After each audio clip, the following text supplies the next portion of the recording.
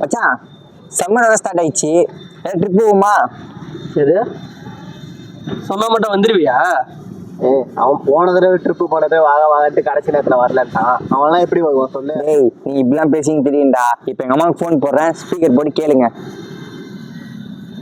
Hello அம்மா. என்னடா நோய் ஃபோன் பண்ணிட்டு இருக்கற? டார்ச்சர் ஆகுது. அதான் ஒன்றும் இல்லைம்மா, 4 பசங்களாம் ட்ரிப் போகிறோம்மா, அதுக்காக உங்கள்கிட்ட பெர்மிஷன் கேட்கறதுக்கு தான். சரி போய் தொலை, வெய் போன முதல்ல. கேட்டீங்களா?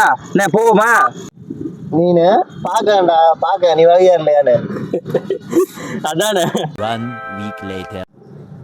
ட்ரிப்புக்கு வேற பிளான் பண்ணியிருக்கோம். இன்னும் 5 நிமிஷத்துல நம்ம வேற கிளம்பணும். அவன் வேற வருவானாடா? போன ட்ரிப்லயே நம்மளுக்கு வேற அவன் டிமிக்கி காட்டான். வெயிட் பண்ணு, அவன் இப்பெல்லாம் பண்ணுவான்னு தெரிஞ்சுதானே நான் ஒருத்தனை கூப்பிட்டுருக்கேன், பாபுவை கூப்பிட்டுருக்கேன்.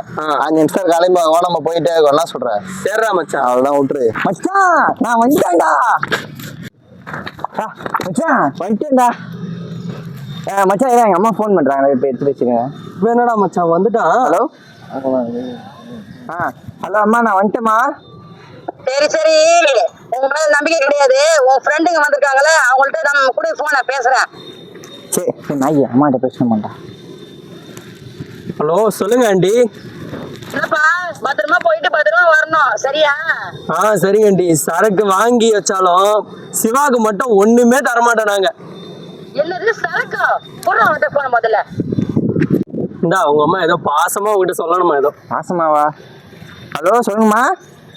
உடம்ப கட்ட செருப்பால் அடிப்பேன். முதல்ல அந்த ட்ரிப்பை கேன்சல் பண்ணிட்டு வரியா இல்லையா வீட்டுக்கு?